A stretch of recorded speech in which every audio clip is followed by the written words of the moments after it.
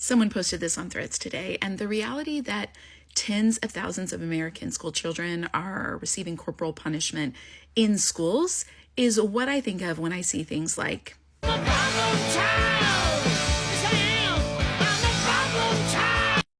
I hear these conversations that suggest that the problem with kids these days is that parents have been too permissive via gentle parenting, which is a poorly defined kind of umbrella term. I question it. I am unconvinced that the majority of American parents, let alone American evangelical parents, are operating by principles that don't involve corporal punishment to some degree. This is within public schools. 17 states still have on the books that corporal punishment can be practiced. 6 more don't prohibit it. In case you're wondering, is that in name only? Not really. These are surprisingly high numbers, dropped during the pandemic. I'd be curious to see latest numbers on this, but this isn't surprising. Corporal punishment is still the norm globally as well. I hear from many of you that this varies according to region, that there are certain regions in the United States where this is the norm. There's incredible community pressure or pressure from your church if you choose not to spank. It's against the law in Sweden to spank a child. It's against the law, I think, in some states in America. I'm not sure.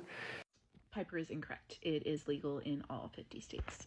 That to spank a child. Well, I will go to jail over that issue.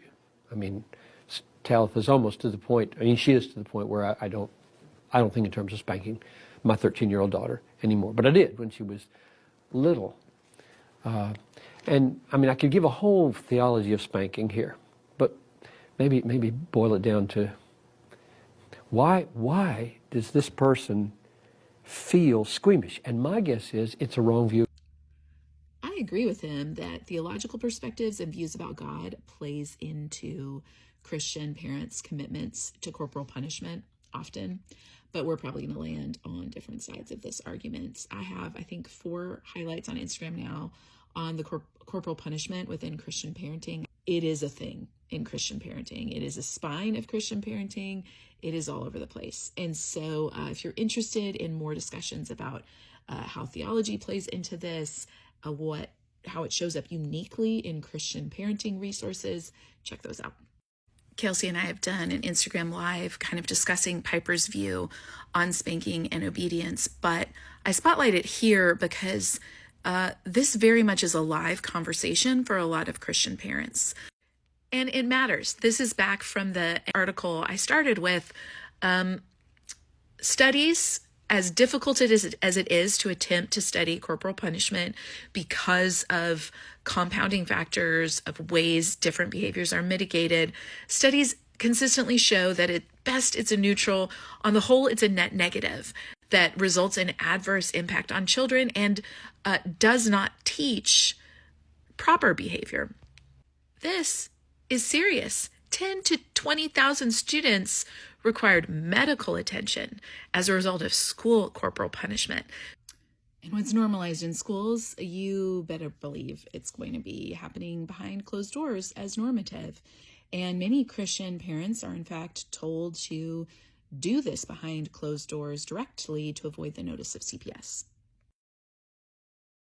Disciplining in public, how do you?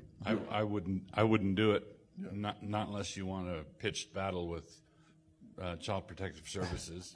Right. Basically, what I would do is, Nancy used to do this really well. When the sin zone was at the grocery store. Yeah. The public issue. You take the kids to the grocery store because they know that you can't. They know the laws. They know the. and noted before, you'll always see the humor.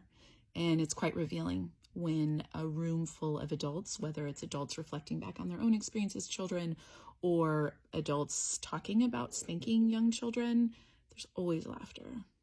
It's never the children who are laughing.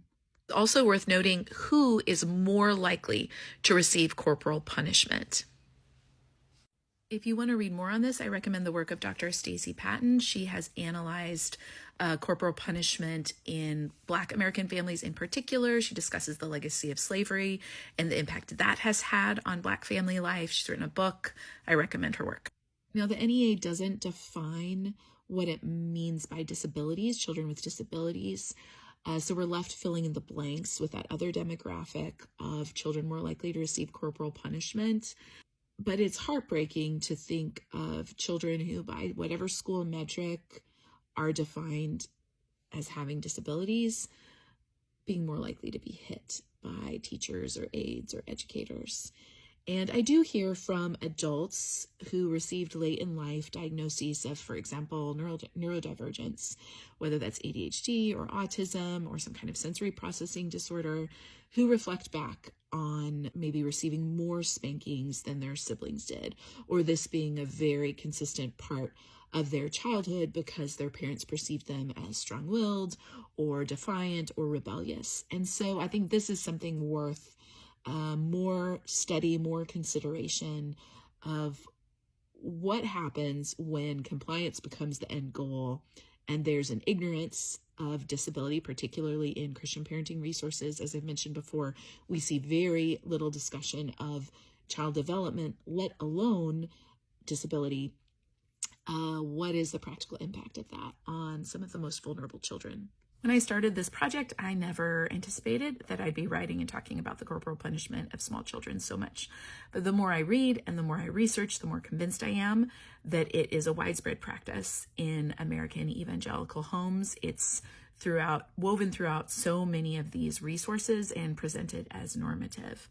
Cultural conversation is swinging back toward more authoritarian parenting approaches, and when these conversations critiquing gentle parenting come up, and I think that's fine. I'm not trying to give an apologetic for gentle parenting here.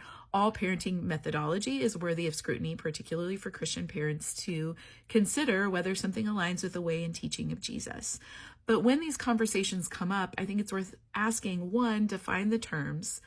What do you mean by gentle parenting? And secondly, how many parents are actually practicing this?